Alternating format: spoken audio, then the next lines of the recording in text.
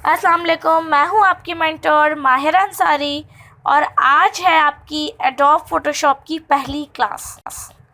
आज की क्लास में हम जस्ट बेसिक इंट्रोडक्शन लेंगे एडोब फोटोशॉप का कि हम उसमें क्या काम कर सकते हैं और वो सॉफ्टवेयर किन किन पर्पसेस के लिए यूज़ किया जाता है। ठीक है, तो चलिए स्टार्ट करते हैं। मैंने अपना एडोब फोटोशॉप का सॉफ्टवेयर यहाँ पर खोल कर रखा हुआ है।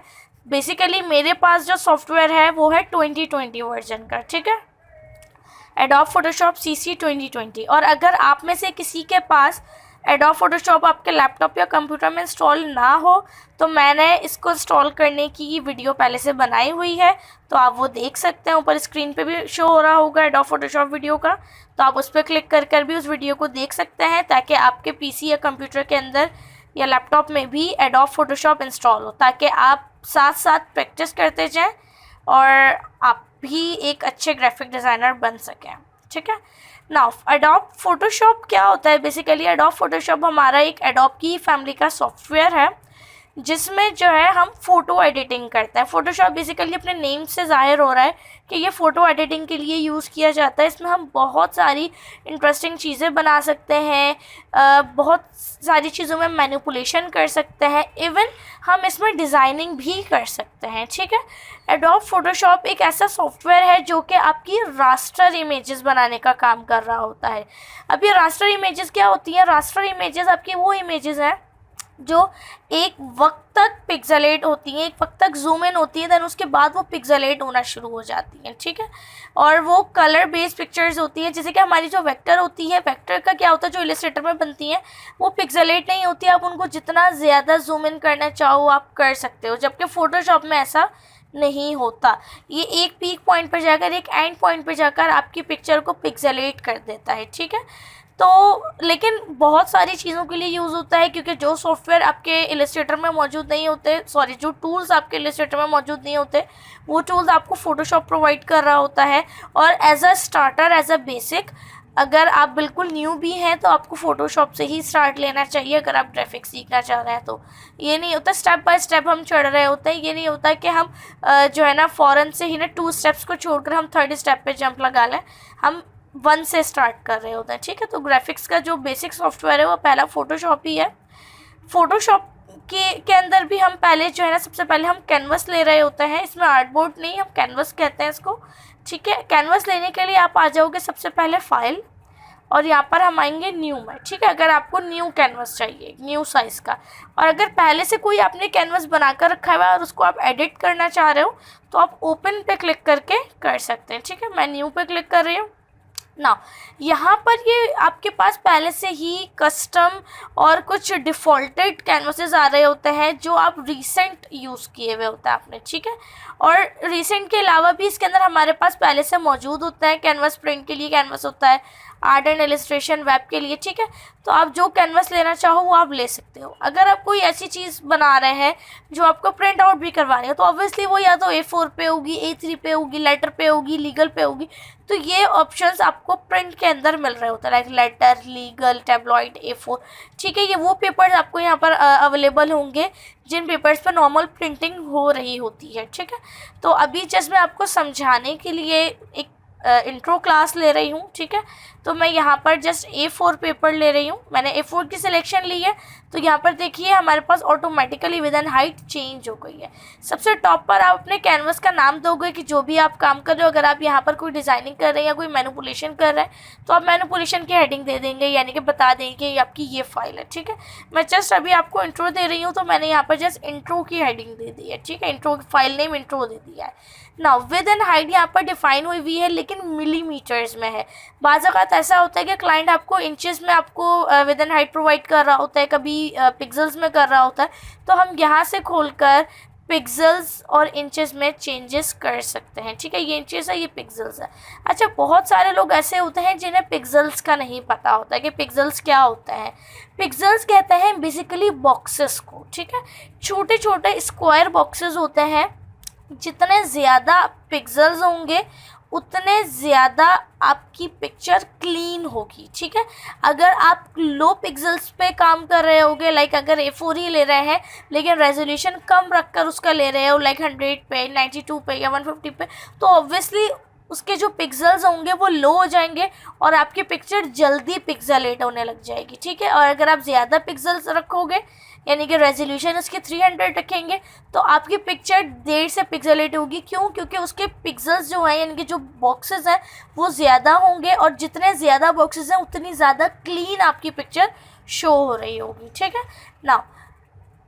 ये आपकी होती है ओरिएंटेशन। अगर आप पोर्ट्रेट A4 लेना चाह रहे हैं तो आप पोर्ट्रेट रखोगे, और अगर आप लैंडस्केप A4 लेना चाह रहे हैं यानी कि चौड़ाई में, तो आप लैंडस्केप A4 रखेंगे। ये आप पे डिपेंड कर रहा है कि आपकी डिज़ाइनिंग किस टाइप की है। हाई रेजोल्यूशन फाइल के लिए हम 300 DPI यानी कि रेजोल्यूशन रख रहे होते हैं, पिक्सल्स रख रहे होता है। क्लाइंट की रिक्वायरमेंट भी 300 की ही होती है, जो कि एक अच्छे रेजोल्यूशन होते हैं प्रिंटिंग के लिए। लेकिन अगर आप जो है स्क्रीन के लिए यूज़ कर रहे होते हैं, ठीक है, लाइक वेबसाइट वगैरह के लिए, तो उस पर हमारी जो DPI होती है वो चेंज होती है, वो 300 नहीं होती, ठीक है। नाउ कलर मोड यहाँ पर है RGB कलर मोड का मतलब होता है red green blue. Red green blue colours यहाँ पे दिए हुए हैं, ये वहाँ पे कलर्स यूज़ होते हैं जहाँ पर आपको अपने डिज़ाइन को स्क्रीन पर यूज़ करना हो, यानी कि just for social media, on website या सॉन, इन जगहों पे अगर आपको यूज़ करना हो, यानी कि प्रिंटिंग नहीं करवानी, ठीक है। और अगर आपको प्रिंट आउट करवाना होता है तो फिर हम CMY के कलर मोड लेते हैं। C फॉर सियान, M for magenta, Y for yellow and K for black, ठीक है। CMY के इन जगहों पे यूज़ होता है जहाँ पर आपको आपका कैनवस या डिज़ाइन प्रिंट आउट करवाना हो, यानी कि अगर A4 आपने कोई फ्लायर बनाया है तो आप CMY के कलर मोड लोगे। अगर आपने कोई बिजनेस कार्ड बनाया है, ब्रोशर बनाया है, तो भी आप CMY के कलर मोड लेंगे, ठीक है। इसके अलावा ये है आपका बैकग्राउंड कंटेंट, यानी कि आपको बैकग्राउंड वाइट चाहिए, ट्रांसपेरेंट चाहिए, जिस भी कलर का चाहिए वो आप रख सकते हो। नॉर्मली हम ज़्यादातर वाइट रख रहे होते हैं, तो मैंने यहाँ पर इसको वाइट ही रहने दिया है, एंड देन मैं यहाँ पर क्रिएट कर रही हूँ, ठीक है, क्रिएट। नाउ ये हमारा एक A4 पेज आ गया है, ठीक है। A4 पेज बेसिकली जो है, हमने ओरिएंटेशन इसकी लैंडस्केप ली थी, तो इसी वजह से ये हमारा लैंडस्केप पे है, और जो मैंने नाम दिया था इंट्रो का, वही इंट्रो लिखा है। नाउ अब हम अपनी फाइल को सेव कर रहे हैं।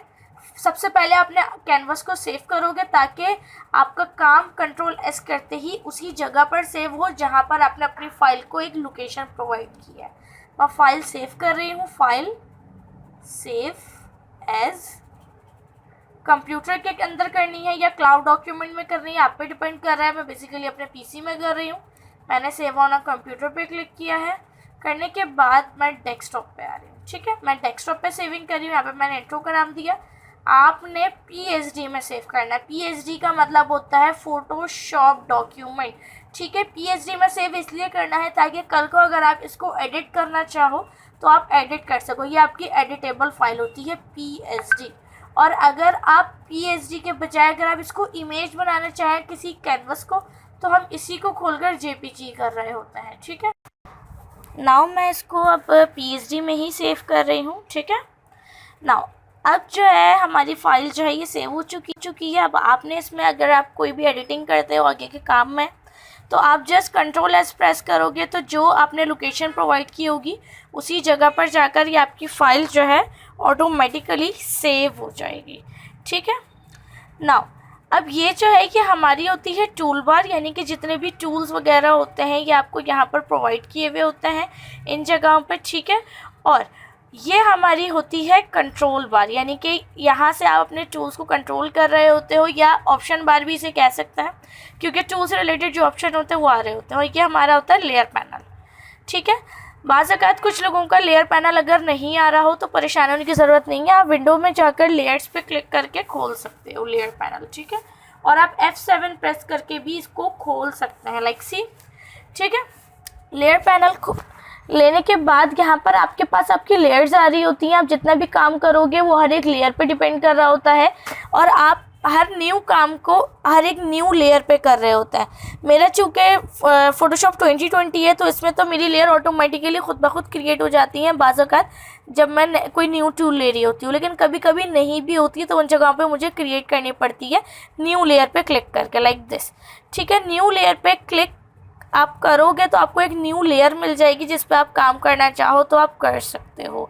ठीक है, नाउ बाज़ औक़ात ऐसा होता है कि अगर आप एक ही लेयर के ऊपर रख कर एक से ज़्यादा काम कर देते हो, लाइक ब्रश अप्लाई कर देते हो, तो फिर आप दोनों को ही फिर एडिट कर सकते हो। आप किसी एक सिंगल को एडिट नहीं कर सकते। समझाने के लिए मैं यहाँ पर एक ब्रश अप्लाई कर रही हूँ ताकि आपका कॉन्सेप्ट क्लियर हो सके लेयर का, कि मैं क्यों दो अलग अलग लेयर लेना का कह रही हूँ। ठीक है, मैंने एक ब्रश अप्लाई किया है और अब मैं जो हूँ उसी लेयर पे कलर चेंज करके दूसरा ब्रश अप्लाई कर रही हूँ। ठीक है, अब मैं इसको अगर मूव करना चाहूँ किसी एक को, तो वो एक मूव नहीं होगा बल्कि दोनों एक साथ मूव होंगी। क्यों? क्योंकि मेरी एक ही लेयर पर दोनों अप्लाई हुए हुए हैं, दोनों इफ़ेक्ट अप्लाई हुए हुए हैं। ठीक है, तो हम क्या करते हैं, हम एक लेयर पे ही एक चीज़ अप्लाई कर रहे होते हैं ताकि हम इन फ्यूचर उसको एडिट कर सकें और दूसरा ऑप्शन वो डिस्टर्ब ना करे दूसरे ऑप्शन को, यानी कि दूसरे फंक्शन को या कोई दूसरी डिज़ाइन को। ठीक है, ये होता है हमारा ग्रुप। ग्रुप क्या होता है कि हम एक से ज़्यादा लेयर्स को उसके अंदर रखकर ग्रुप बना देते हैं। अब जब मैंने देखो एक न्यू लेयर ली है तो ये हमारी ग्रुप के अंदर आई है और इसी लेयर को मैं ग्रुप के बाहर कर रही हूँ, तो ये क्या हो रहा है कि जो लेयर ग्रुप के बाहर है वो ग्रुप से थोड़ा सा हटकर पीछे की तरफ है और जो लेयर ग्रुप के नीचे है वो ग्रुप के अंदर आएगी थोड़ी सी आगे की तरफ। इट मीन्स कि ये ग्रुप के अंदर लेयर है और वो ग्रुप के बाहर है। तो ये थोड़ा सा फ़र्क होता है समझने के लिए कि कौन सी लेयर ग्रुप में और कौन सी लेयर ग्रुप के बाहर है। अगर आप एक से ज़्यादा लेयर्स ग्रुप के अंदर रखते हो तो आप उसको ईजिली एक साथ मैनेज कर सकते हो, लाइक दिस। जैसे कि मैंने अभी एक लेयर ली है और मैं अलग अलग लेयर्स पे जो है वो ब्रश इफेक्ट अप्लाई कर रही हूँ समझाने के लिए। ठीक है, मैंने एक और लेयर ली ना। अब एक ग्रुप में मेरे पास 3 लेयर्स आ गई हैं। ठीक है, मैं एक साथ उनको हाइड भी कर सकती हूँ, उन तीनों लेयर्स को एक साथ कंट्रोल T प्रेस करके उनको रीसाइज भी कर सकती हूँ। तो ग्रुप का ये फ़ायदा होता है कि हम एक साथ उसको रीसाइज कर रहे होते हैं, एक साथ एडिट कर रहे होते हैं, हाइड कर रहे होते हैं, डिलीट कर रहे होते हैं। तो इन जगहों पर हमारे लिए ग्रुप काफ़ी हेल्पफुल रहता है। ठीक है, तो ये कुछ बेसिक सी चीज़ें थी जो मुझे आपको बतानी थी। आगे की क्लास में हम मज़ीद इंटरेस्टिंग चीज़ें सीखेंगे, फोरग्राउंड बैकग्राउंड कलर्स के बारे में सीखेंगे, टूल्स के बारे में सीखेंगे। अभी बहुत कुछ है जो मुझे आपको सिखाना है फ़ोटोशॉप में। जैसा आज इंट्रो क्लास थी तो मैंने जैसा आपको आज इंट्रोडक्शन दिया है, आई होप कि आपको ये समझ आया होगा और आगे की क्लासेस को प्लीज़ मिस नहीं कीजिएगा। और अगर आपको मेरी क्लासेस अच्छी लगती हैं, समझ आती हैं, तो प्लीज़ अपने फ्रेंड्स को भी सजेस्ट करें और लाइक एंड शेयर लाजमी किया करें मेरी वीडियो को। और अगर अभी तक सब्सक्राइब नहीं किया है तो प्लीज़ सब्सक्राइब कर दीजिए।